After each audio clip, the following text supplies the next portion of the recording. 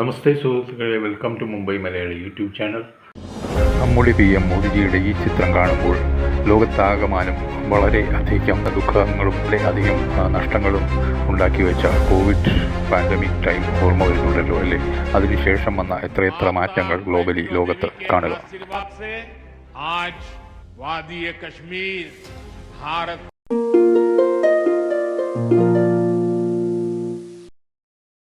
ഭാരതത്തെ ലോകരാഷ്ട്രങ്ങൾക്കിടയിൽ ഉന്നതിയിലേക്ക് എത്തിച്ചിരിക്കുന്ന നരേന്ദ്രമോദി സർക്കാരിൻ്റെ മൂന്നാമത്തെ ഊഴത്തിലും നമ്മൾ മൂന്നാമത്തെ ലോക സാമ്പത്തിക ശക്തിയായി വളർന്നു വന്നുകൊണ്ടിരിക്കുന്ന ഈ ഒരു അവസരത്തിൽ ഈ ഒരു വീഡിയോയ്ക്ക് പ്രത്യേക പ്രസക്തിയുണ്ട്.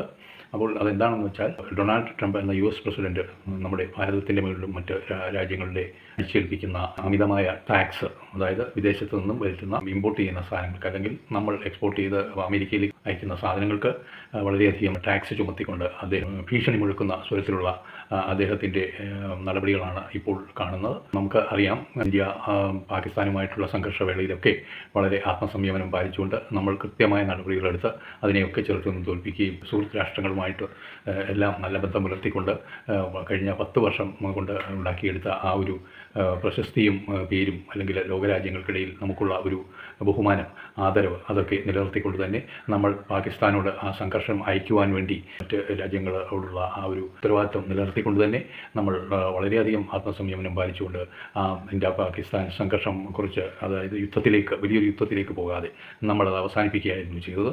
കൃത്യമായ നടപടികൾ എടുത്തുകൊണ്ട് തന്നെ ആണ് അത് ചെയ്തത് പാകിസ്ഥാനെതിരെ. അപ്പോൾ പാകിസ്ഥാൻ ഭീകരവാദ കേന്ദ്രങ്ങൾ തകർത്തുകൊണ്ട് പൂർവാധികം ശക്തിയായിട്ട് ഇന്ത്യ അത് നമുക്ക് പഹൽഗാമിൽ ഉണ്ടായ ഒരു സംഭവത്തിന് മറുപടി കൊടുത്തു എന്നാണ് വാസ്തവം. അത് ആ സമയത്ത് നമുക്കറിയാം, ഡൊണാൾഡ് ട്രംപ് എന്ന US പ്രസിഡന്റ് ഇത് രണ്ടുപേരുടെയും ഇടയിൽ പാകിസ്ഥാനും ഇന്ത്യയ്ക്കും ഇടയിൽ ഈ സംഘർഷം വരുത്തുവാൻ വേണ്ടി പീസ് മേക്കിങ്ങിന് വേണ്ടി അവർ മുന്നോട്ട് വെച്ച നിർദ്ദേശങ്ങൾ നമ്മൾ രണ്ടു കൂട്ടരും പാലിച്ച് ബഹുമാനിച്ച് യുദ്ധം നിർത്തി എന്നൊക്കെ അദ്ദേഹം വിളിച്ചു പറയുകയും ചെയ്തു, TTE ഒക്കെ ചെയ്തു. ഈ ഒരു വിഷയത്തിൽ കൃത്യമായി നമ്മൾ സ്വന്തമായി എടുത്ത തീരുമാനമാണെന്നും വിദേശകാര്യമന്ത്രിയും അധികാര കേന്ദ്രങ്ങളുള്ള എല്ലാവരും പറഞ്ഞു. തീർച്ചയായും നമ്മുടെ സേനാധിപന്മാർ ഒന്നിച്ചിരുന്ന് കൃത്യമായ നടപടികൾ എന്താണെന്ന് അതാത് സമയം വിശദീകരിച്ചുകൊണ്ടിരുന്നു ലോകത്തിന്. അതൊക്കെ നമ്മൾ കണ്ടതാണ്. എന്തായാലും 140 കോടി ജനങ്ങൾ പാർക്കുന്ന ഈ രാജ്യത്തെ സാമ്പത്തികമായി തളർത്തുവാൻ വേണ്ടി US പ്രസിഡന്റ് മറ്റൊരു നിർദ്ദേശവുമായി വന്നു. റഷ്യയിൽ നിന്ന് നമ്മൾ പെട്രോൾ വാങ്ങിക്കുന്നത് അവസാനിപ്പിക്കുക, ഓയിൽ വാങ്ങിക്കുന്നത് അവസാനിപ്പിക്കുക എന്നുള്ള ഒരു കാര്യവുമായി. അതിന് ഒരു കാരണവശാലും ഇന്ത്യ അതിന് തയ്യാറായില്ല. അതിന് കാരണം, നമുക്ക് OPEC രാഷ്ട്രങ്ങൾ ഒരു സമയത്ത് കോവിഡിനൊക്കെ മുന്നേ, കോവിഡിന് ശേഷം എണ്ണയ്ക്ക് വില കൂട്ടുന്ന സമയത്ത് പോലും നമുക്ക് ഏറ്റവും കുറഞ്ഞ വിലയിൽ എണ്ണ തന്നുകൊണ്ടിരുന്ന രാജ്യമാണ് റഷ്യ. നമ്മുടെ സുഹൃത്ത് രാജ്യമാണ്. അപ്പോൾ ആ ഒരു സാഹചര്യത്തിൽ ഒരു കാരണവശാലും റഷ്യയുമായിട്ടുള്ള ഈ ഒരു ടൈപ്പ് എണ്ണയുടെ പേരിൽ നമ്മൾ അവിടുന്ന് വരുത്തിക്കൊണ്ടിരിക്കുന്ന എണ്ണ നിർത്തിക്കൊണ്ടോ US നിന്ന് എണ്ണ വാങ്ങാൻ നമ്മൾ തയ്യാറല്ല എന്ന് നമ്മൾ സംയുക്തമായി പ്രഖ്യാപിക്കുകയും ചെയ്തിരുന്നു. അത് നമ്മൾ വളരെ തൻ്റെടത്തോടു കൂടി അത് നേരിട്ട് പറയുകയും അറിയിക്കുകയും ചെയ്തതാണ്. അപ്പോൾ അതിനെതിരെ കടുത്ത നടപടി എന്ന നിലയിൽ ഡൊണാൾഡ് ട്രംപ് വീണ്ടും ഒരു കടുത്ത നടപടിയെടുത്തത് ടാക്സ് എക്സ്പോർട്ട് ചെയ്യുന്ന സാധനങ്ങൾക്ക് കൂട്ടിക്കൊണ്ടാണ്. അപ്പോൾ ആ നടപടി വളരെ വൈകാരികമായി നമ്മൾ കൈകാര്യം ചെയ്തു. എന്നാൽ വളരെ തന്മയത്വമായി നമ്മൾ വളരെ ബുദ്ധിപൂർവ്വം നമ്മളത് കൈകാര്യം ചെയ്തു. ഡിപ്ലോമാറ്റിക് റിലേഷൻസ് വെച്ച്, നമ്മുടെ മറ്റ് രാജ്യങ്ങളുമായിട്ടുള്ള ബന്ധം വെച്ച്, യൂറോപ്യൻ യൂണിയൻ രാജ്യങ്ങൾ, ഗൾഫ്, മിഡിൽ ഈസ്റ്റ് രാജ്യങ്ങൾ, മറ്റ് ഏഷ്യൻ ശക്തികൾ, ഇങ്ങനെയുള്ള രാജ്യങ്ങളെയൊക്കെ കൂട്ടുപിടിച്ച് അവരുമായി ഉടൻ തന്നെ നമ്മൾ സംസാരിക്കുകയും നമ്മുടെ രാജ്യത്തു നിന്ന് എക്സ്പോർട്ട് കൂടുതൽ ആ രാജ്യങ്ങളിലേക്ക് കൊണ്ടുപോകാനായി തീരുമാനിക്കുകയും ചെയ്തു. തുണിത്തരങ്ങൾ ഉൾപ്പെടെ ഉള്ള സാധനങ്ങൾ. അതുപോലെ കോവിഡ് സമയത്ത് നമ്മൾ എല്ലാ രാജ്യങ്ങളെയും കൈയച്ച് സഹായിച്ചിരുന്നു മരുന്നുകൾ എത്തിച്ചു കൊടുക്കുവാനായിട്ട്. അന്ന് അസിത്രോമൈസിൻ എന്ന് പറയുന്ന ടാബ്ലറ്റുകൾ ഉൾപ്പെടെ കോവിഡിനെ പ്രതിരോധിക്കുവാനും അല്ലെങ്കിൽ കടുത്ത പനികളെ പ്രതിരോധിക്കുവാനും സഹകരണം ഭാരതം മറ്റു രാജ്യങ്ങൾക്ക് കൈയച്ച് നൽകിയിരുന്നു. ആ കൂട്ടത്തിൽ US അതിൻ്റെ ഗുണഭോക്താവായിരുന്നു.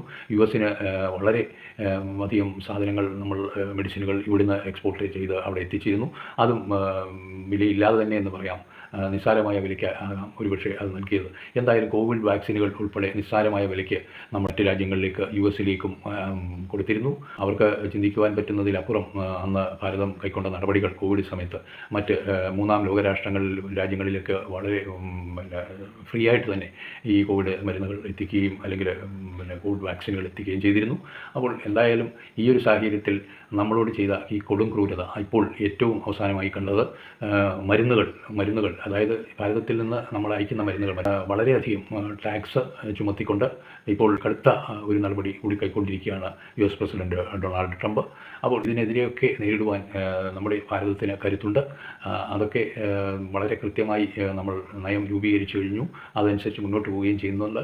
അതുപോലെ മറ്റു രാജ്യത്തെ ഒന്നും ആശ്രയിക്കാതെ തന്നെ ഇപ്പോൾ ഭാരതത്തിൽ സ്വയം പര്യാപ്തമായി നമ്മൾ നിർമ്മിക്കുന്ന സാധനങ്ങൾ ഉപയോഗിച്ചു തുടങ്ങിയിരിക്കുന്നു ഭാരതീയർ. കാരണം മേക്ക് ഇൻ ഇന്ത്യ പ്രോഡക്റ്റുകൾ നല്ല ക്വാളിറ്റി ഉള്ളതാണെന്ന് മനസ്സിലാക്കിക്കൊണ്ട് തന്നെ ഇവിടുത്തെ രാജ്യത്തിൻ്റെ പ്രോഡക്റ്റുകളോ അല്ലെങ്കിൽ ദേശസ്നേഹം കൊണ്ട് തന്നെ നമ്മുടെ രാജ്യത്തിൻ്റെ ഉൽപ്പന്നങ്ങൾ ഇവിടെ ഉൽപ്പാദിപ്പിക്കുന്ന സാധനങ്ങൾ വാങ്ങിക്കുവാൻ ഭാരതീയർ പ്രത്യേകം ശ്രദ്ധിച്ചു തുടങ്ങിയിരിക്കുന്നു.